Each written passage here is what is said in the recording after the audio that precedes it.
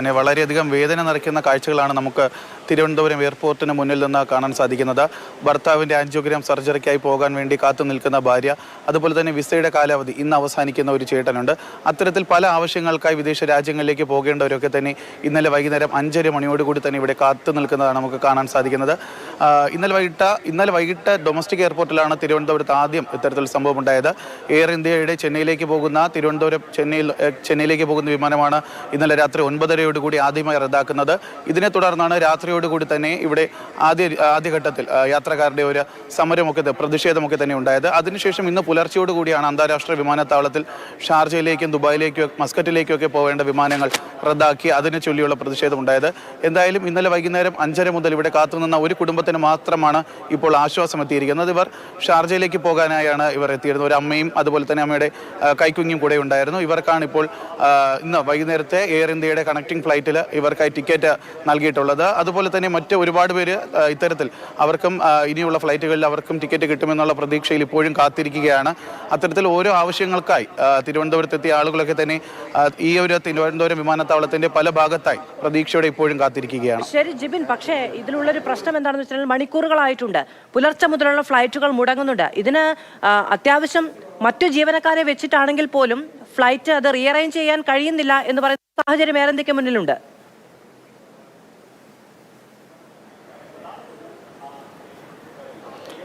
മാധു, ഇന്നലെ ആദ്യഘട്ടത്തിലൊക്കെ തന്നെ നമുക്ക് അനൗദ്യോഗികമായി എയർ ഇന്ത്യയുടെ ഭാഗത്ത് നിന്ന് കിട്ടിയ വിശദീകരണം എന്ന് കഴിഞ്ഞാൽ ഒരു കൂട്ടം പൈലറ്റുമാരുടെ ഒരു മിന്നൽ സമരമാണ് ഇത്തരത്തിൽ ഫ്ലൈറ്റുകൾ റദ്ദാക്കേണ്ടി വന്നത് എന്നാണ് ഇന്നലെ ആദ്യഘട്ടത്തിൽ അനൗദ്യോഗികമായിട്ട് നമുക്ക് കിട്ടിയ വിവരം. അതിനുശേഷം ഇന്ന് രാവിലെയോടുകൂടിയാണ് എയർ ഇന്ത്യ ഇത്തരത്തിലൊരു പ്രസ്താവന ഇറക്കിയത്. അതായത് ഒരു കൂട്ടം ക്യാബിൻ ക്രൂ അവർക്ക് വയ്യ എന്ന് പറഞ്ഞുകൊണ്ട് സിക്ക് ലീവ് ഒരു കൂട്ടം ക്യാബിൻ ക്രൂ ഒരുമിച്ചെടുത്തത് കൊണ്ടാണ് ഇത്തരത്തിലൊരു അടിയന്തര സാഹചര്യം ഉണ്ടാവുകയും അവർക്ക് ഫ്ലൈറ്റുകൾ ക്യാൻസൽ ചെയ്യേണ്ടി വന്നതെന്നാണ് ഇന്ന് എയർ ഇന്ത്യ പുറപ്പെടുവിച്ച പ്രസ്താവനയിൽ പറയുന്നത്. പക്ഷേ എന്നിരുന്നാൽ പോലും ഇന്നലെ വൈകുന്നേരത്തോടു കൂടിയാണ് ഈ ഒരു പ്രശ്നം ഉണ്ടാകുന്നത്. എയർ ഇന്ത്യയെ സംബന്ധിച്ചിടത്തോളം ഒരു കൂട്ടം ക്യാബിൻ ക്രൂകൾ ഇത്തരത്തിൽ മാറി നിൽക്കുകയാണെന്നുണ്ടെങ്കിൽ അതിന് ബദൽ സംവിധാനം ഉണ്ടാക്കാൻ എയർ ഇന്ത്യ പോലെ ഇത്രയും വലിയൊരു വിമാന ശൃംഖലയ്ക്ക് വലിയ പ്രയാസമുള്ള ഒരു കാര്യമല്ല. അതിനുപോലും അവർക്ക് ഇത്രയും മണിക്കൂറുകളായിട്ട് ഏകദേശം 12 മണിക്കൂർ പിന്നിടുന്നു. ഈ ഒരു സമയത്ത് അവർക്ക് അത് സാധിച്ചിട്ടില്ല എന്നുള്ളതാണ് എടുത്തു പറയേണ്ടത്. എന്തായിരുന്നാലും ഇപ്പോൾ അതായത് ഈ ക്യാൻസൽ ചെയ്ത വിമാനങ്ങളൊക്കെ തന്നെ വീണ്ടും പുനർ സർവീസ് അല്ലെങ്കിൽ ഇന്ന് വൈകുന്നേരം മുതലുള്ള സർവീസുകളൊക്കെ തന്നെ കൃത്യമായി നടത്താനും ഈ ഒരു അവസരത്തിൽ ടിക്കറ്റ് അതായത് യാത്ര ചെയ്യാനുള്ള അവസരം നഷ്ടമായവർക്ക് ഇനിയുള്ള ഫ്ലൈറ്റുകളിൽ അവരെ കൂടി കയറ്റിവിടാനുള്ള അവസരം ഒരുക്കുമെന്നും ഇപ്പോൾ എയർ ഇന്ത്യ പറയുന്നുണ്ട്. ശരി ജിബിൻ, ഇപ്പോൾ കൂടുതൽ യാത്രക്കാരുടെ പ്രതികരണങ്ങൾ നമുക്ക് ലഭ്യമാണ്, അതുകൂടി കേൾക്കാം. ഹസ്ബൻഡ് സുഖമില്ലാതെ ഹോസ്പിറ്റലിൽ, അപ്പോൾ അതിൻ്റെ ആവശ്യമായിട്ടാണ് പോകുന്നത്. അപ്പോൾ ഇവരെ ഭാഗത്തൊന്നും ഒരു സൊല്യൂഷൻ അവർ പറയുന്നില്ല. അപ്പോൾ ഞങ്ങൾ വേറെ ടിക്കറ്റ് നോക്കാമെന്നിരിക്കുന്നു, വേറെ വഴിയില്ല. എനിക്കിന്ന് പോയേ പറ്റത്തുള്ളൂ. വെളുപ്പിൽ 1:30 വരെ സംസാരിച്ചുകൊണ്ടിരുന്ന ആൾ പെട്ടെന്ന് രാവിലെ ഫോൺ വരുന്നു, പെട്ടെന്ന് ഹോസ്പിറ്റൽ അഡ്മിറ്റ് ചെയ്ത് ആൻജിയോപ്ലാസ് കഴിഞ്ഞ് മോളെ ഒന്ന് കാണണം എന്ന് പറയുമ്പോൾ ഞങ്ങൾ 2 പൊടി പിള്ളേരെയും വീട്ടിലിട്ടിട്ട് ഇന്നലെ ടിക്കറ്റ് കിട്ടിയില്ല. അത് ഇന്നത്തേക്ക് രാവിലെ 11 മണിക്കുമ്പോഴേക്കും ഞങ്ങൾക്ക് അവിടെ എത്താൻ പറ്റുന്നുള്ള രീതിയിലാണ് ഞങ്ങൾ ഇങ്ങ് വന്നത്. ഇവിടെ വന്ന് നോക്കിയപ്പോൾ ഫ്രണ്ടിൽ എഴുതി കാണിക്കുന്ന റദ്ദായിരിക്കുന്നു. അപ്പോൾ തന്നെ നമ്മുടെ പകുതി ജീവനും പോയി. ഇന്നലെ വൈകുന്നേരത്ത് 5:30 മണിയോടുകൂടി നമ്മളിവിടെ എത്തിയതാണ്.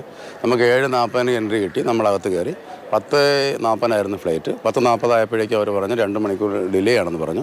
അങ്ങനെ 12:40 ആയപ്പോഴേക്കും ചോദിച്ചപ്പോഴേക്കും ഫ്ലൈറ്റ് ക്യാൻസൽ എന്ന് പറയുകയാണ് ചെയ്തത്. നമുക്ക് ഇതുവരേക്കും യാതൊരു രീതിയിലുള്ള ഒരു റിപ്പോർട്ടും അവരൊന്നും കിട്ടിയിട്ടില്ല. സമരത്തിലാണ് കുറച്ച് സ്റ്റാഫുകൾ. സമരം പിൻവലിക്കുകയാണെങ്കിൽ പോകാമെന്നാണ് അവർ പറയുന്നത്. ഇന്നലെ ഞങ്ങൾക്ക് 10:40 ഫ്ലൈറ്റ് ആയിരുന്നു 7-ാം തീയതി. ഞങ്ങൾ 5 മണിയായപ്പോൾ ഇവിടെ വന്ന് 7:30 ആയപ്പോൾ അകത്ത് കയറി 10:40 വരെ വെയിറ്റ് ചെയ്ത് ഫ്ലൈറ്റില്ല, ഡിലേ ആയി, വീണ്ടും 2 മണിക്കൂർ ഡിലേ ആയി. ഒരുപാട് പ്രശ്നം അകത്ത് നടന്നു. ദുബായിൽ നിന്ന് സുരേഷ് വള്ളിമറ്റം കൂടി നമ്മളോടൊപ്പം ചേരുന്നു. സുരേഷ്, ഇപ്പോൾ പ്രവാസികളെ സംബന്ധിച്ചിടത്തോളം ഉണ്ടാകുന്ന വെല്ലുവിളികൾ എന്തൊക്കെയാണ്? പലർക്കും അവധി അവസാനിച്ച് ജോലിയിൽ കയറേണ്ടതുണ്ട്, ആരോഗ്യ പ്രശ്നങ്ങൾ കൊണ്ട് വരുന്നവരുണ്ട്, നാട്ടിലേക്ക് വരേണ്ടവരുണ്ട്, ഇങ്ങനെ പലതുണ്ട്. ഇവരൊക്കെ എങ്ങനെയാണ് ഈ പ്രശ്നത്തെ അഭിമുഖീകരിക്കുന്നത്? ഈ സമരം മൂലം, എയർ ഇന്ത്യ എക്സ്പ്രസിന്റെ സമരം മൂലം ഏറ്റവും അധികം ദുരിതം അനുഭവിക്കുന്നത് സ്വാഭാവികമായും ഗൾഫ് മേഖലയിൽ നിന്നുമുള്ള യാത്രക്കാരാണ്. കാരണം ഗൾഫ് മേഖലയിൽ നിന്ന് കേരളത്തിലെ എല്ലാ വിമാനത്താവളങ്ങളിലേക്കും, കണ്ണൂർ, കരിപ്പൂർ, നെടുമ്പാശ്ശേരി, തിരുവനന്തപുരം, എല്ലാ വിമാനത്താവളങ്ങളിലേക്കും ഇവിടെ നിന്ന് സർവീസ് ഉണ്ട്. യുഎഇയിൽ നിന്ന് മാത്രം യുഎഇയിലെ 4 വിമാനത്താവളങ്ങൾ, Abu Dhabi, Dubai, Sharjah, Ras al Khaimah, ഈ 4 ഇടങ്ങളിൽ നിന്നും കേരളത്തിലേക്കും സർവീസ് ഉണ്ട്. അങ്ങനെ യുഎഇയിൽ നിന്ന് മാത്രമുള്ള 8 സർവീസുകൾ റദ്ദാക്കിയിട്ടുണ്ട്. ഇതുപോലെ തന്നെയാണ് ഒമാനിലെ മസ്കറ്റിൽ നിന്ന്, ബഹ്റൈനിലെ മനാമയിൽ നിന്ന്, സൗദി അറേബ്യയിൽ നിന്നൊക്കെയുള്ള സർവീസുകളുടെ കാര്യം. കേരളത്തിൽ നിന്ന്, ഇന്ത്യയിൽ നിന്ന് വിമാനങ്ങൾ ഇങ്ങോട്ട് വരാത്തത് കൊണ്ട് തന്നെ സർവീസ് അങ്ങോട്ട് പോകാൻ കഴിയുന്നില്ല എന്നുള്ളതാണ് ഇവർ നൽകുന്ന പ്രധാനപ്പെട്ട ഒരു വിശദീകരണം എന്ന് പറയുന്നത്. അതേസമയം വിമാനത്താവളത്തിൽ യാത്രക്കാർ എത്തിയിട്ടുണ്ട്, ചെക്ക് ഇൻ നടപടികൾ പൂർത്തിയായിട്ടുണ്ട്, വിസ തീർന്ന ആളുകളുണ്ട്, ഇന്ന് ലാസ്റ്റ് ഡേറ്റ് ആയിട്ടുള്ള ആളുകളൊക്കെ. അപ്പൊ അവർ തിരിച്ചു വന്നു കഴിഞ്ഞാൽ അവർക്ക് ഇനി എന്താണ് അവർ ചെയ്യേണ്ടി വരിക എന്നറിയില്ല. മറ്റൊരു കാര്യം, ഇന്ത്യയിൽ ഏറ്റവും നിരക്ക് കുറഞ്ഞ സമയത്ത് കുറെ മാസങ്ങൾക്ക് മുൻപ് ടിക്കറ്റ് എടുത്തിട്ടുള്ള ആളുകളുണ്ട്. അന്ന് 10,000 രൂപയൊക്കെ ആയിരിക്കും ടിക്കറ്റ് റേറ്റ്. പക്ഷെ ഇന്ന് 30,000 രൂപയുടെ അടുത്തെത്തി നിൽക്കുന്നു. നാളത്തേക്കോ മറ്റന്നാളത്തേക്കോ ടിക്കറ്റ് മാറ്റേണ്ടി വന്നു കഴിഞ്ഞാൽ ഈ വരുന്ന വലിയ തുക, അത് സ്വാഭാവികമായിട്ടും യാത്രക്കാർക്ക് അതൊരു ഭാരിച്ച തുക തന്നെയാണ്. ഇങ്ങനെയുള്ള പ്രശ്നങ്ങളുണ്ട്. അതോടൊപ്പം തന്നെ മരണാനന്തര ചടങ്ങുകളിൽ പങ്കെടുക്കേണ്ട ആളുകളുണ്ട്. ഷാർജ വിമാനത്താവളത്തിൽ നിന്നൊക്കെ പോകുന്നവരുടെ കൂട്ടത്തിൽ വിവാഹ ചടങ്ങിൽ പങ്കെടുക്കേണ്ട ആളുകളുണ്ട്. അപ്പോൾ ഇങ്ങനെയുള്ള യാത്രക്കാരെല്ലാം ഇപ്പോൾ ദുരിതത്തിലായിരിക്കുകയാണ്. എപ്പോൾ ഇനി ഈ യാത്ര അല്ലെങ്കിൽ ഇവർക്കൊക്കെ പോകാൻ കഴിയുമെന്നുള്ള കാര്യത്തിൽ ഒരു വ്യക്തതയില്ല.